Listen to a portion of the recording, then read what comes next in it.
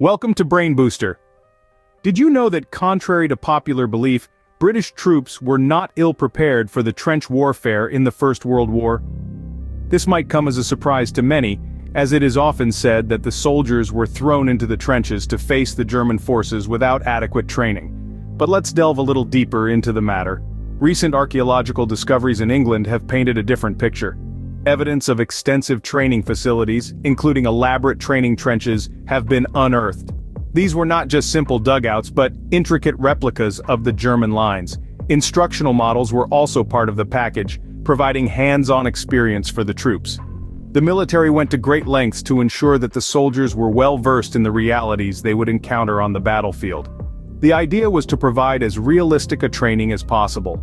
And it wasn't just about learning to dig trenches or shoot a rifle. The training involved understanding the enemy's strategies, mastering the art of communication under fire, and learning to survive in the harsh conditions of the trenches. The soldiers underwent rigorous training to prepare them for the horrors of war. But the question remains, why then did so many die? The answer lies in the sheer destructive power of the weapons of the time. Despite the best preparations, the troops were up against an enemy armed with devastating artillery and machine guns. The firepower was simply too much to handle. The trenches, once thought of as safe havens, turned into death traps under the relentless onslaught. In the face of such formidable weaponry, even the most well-trained troops found it hard to survive. The trenches became a gruesome testament to the horrors of war, a place where millions of lives were lost. So while the troops were well prepared, the sheer power of the enemy's weaponry led to millions of deaths. The trenches, which were supposed to offer some semblance of protection, became a symbol of the futility of war and the immense human cost it exacts. During the First World War, did you know that the lives of women changed dramatically? The war necessitated a shift in workforce dynamics, as an enormous number of men were sent off to the front lines. Women found themselves stepping into roles that were traditionally held by men, especially in industries such as metals and chemical works. By the end of the conflict, approximately 700,000 women were employed in these sectors, many of them contributing to the munitions production that was vitally important to the war effort. This was a significant departure from the norms of the time, as these industries had previously been dominated by men, but the changes didn't stop there. The shift in roles also brought about a transformation in women's fashion. One very visible effect of this change was the growing acceptability of trousers as an item of women's clothing. Before the war, women were mostly seen in dresses and skirts. But as they took on more physically demanding jobs, practicality took precedence. Trousers, previously seen as a men's garment, began to make their way into women's wardrobes. It was a subtle change, but one that signaled a profound shift in societal attitudes towards gender norms. This newfound independence and responsibility left a lasting legacy. The war years were a turning point, not just in terms of the conflict itself, but also in the evolution of women's roles in society. The work women did during the war was pivotal, not just for the war effort, but also for the progress of women's rights. The First World War, as devastating as it was, inadvertently accelerated societal changes that might have otherwise taken much longer. Women were proving that they could do jobs traditionally done by men, and do them well. This led to a greater acceptance of women in the workforce, and it laid the groundwork for many of the rights and freedoms women enjoy today. This war marked a significant shift in societal norms, with women stepping into roles traditionally occupied by men. Ever wondered about the role of horses in the First World War? Horses, believe it or not, were an integral part of the war effort, serving not just in the traditional cavalry roles, but also in transport services. As the war machine ramped up, Britain found itself in need of tens of thousands of these strong, reliable creatures. So what did they do? They sent agents across the globe to buy them. The United States and Australia became prime locations for these horse hunting expeditions. But once these horses and mules were purchased, they couldn't just be shipped directly to the front lines. They needed a place to rest, to be trained, and to be prepared for the harsh realities of war. This is where remount depots come into play. These were vast, stable complexes, often situated near railway lines for easy transportation. Converted ships brought the animals to these depots, where they were cared for and readied for their journey to the front. Now imagine the scale of these operations for a moment. We're talking about thousands upon thousands of horses, each needing food, water, and shelter. Each requiring care and attention. The logistics alone are mind-boggling. Yet these remount depots managed it, becoming bustling hubs of activity during the war. These horses and mules were more than just animals.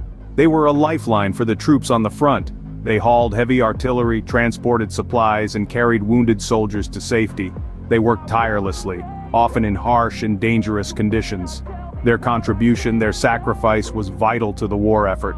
And so, as we reflect on the First World War, we must remember not just the human cost, but also the role of these equine heroes. They served alongside our soldiers, sharing in their hardships, their victories, and their losses. The First World War was not just a human effort but also relied heavily on the strength of these equine heroes. Did you know that tanks were first used in the First World War at the Battle of the Somme? Now that's a conversation starter. In 1915, David Lloyd George, then the Minister of Munitions, made an intriguing announcement. He declared, "This is an engineer's war." And it truly was. That very year, Foster's of Lincoln, a firm famously known for manufacturing agricultural equipment, was given the contract to produce this new weapon of war, the tank. The hopes pinned on this novel innovation were high. Fast forward to the 15th of September 1916.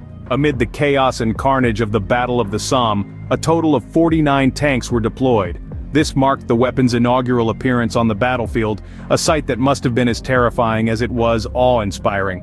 But the real game-changer came a little over a year later. In November 1917, the Battle of Cambrai witnessed the first significant use of tanks in a war setting. The battlefield was a sight to behold with over 400 tanks charging forward, a stark contrast to the handful deployed at the Somme. The manufacturing of tanks escalated rapidly. By the end of the First World War, Britain had produced over 3,000 tanks. Imagine the sight. 3,000 mechanical beasts, each a testament to human ingenuity and a symbol of the changing face of warfare. But the introduction of tanks was more than just a military strategy. It was a dramatic shift in the dynamics of warfare, a shift from manpower to machine power. The battlefield wasn't just about the soldiers anymore. It was about the machines they commanded, and among these machines, the tank stood out as a game-changer. The First World War marked the advent of tanks on the battlefield, changing the face of warfare forever. These mechanical beasts, born out of necessity, forever altered the course of military history. And that, my friends, is the story of the emergence of tanks. Did you know that Britain manufactured and used poison gas during the First World War? That's right. The first use of poison gas on the Western Front was not by the British, but by the Germans in the Second Battle of Ypres in April of 1915. The Germans released over 168 tons of chlorine gas over the battlefield, creating a deadly cloud that drifted towards the Allied lines.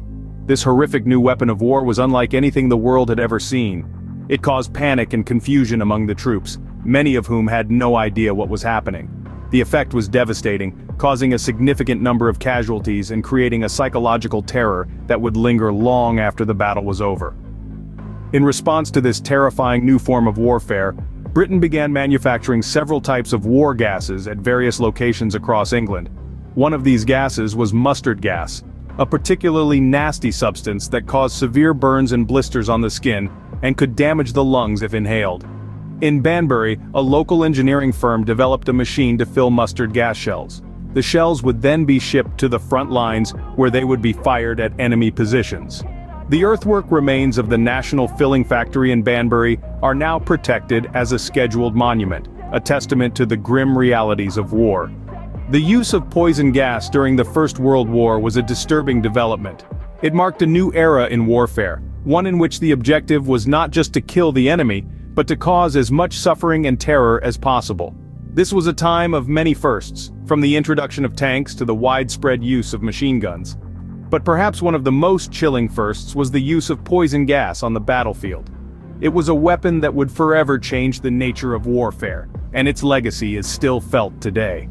The First World War was a time of many firsts, including the disturbing use of poison gas on the battlefield. Thanks for watching. Don't forget to like and subscribe.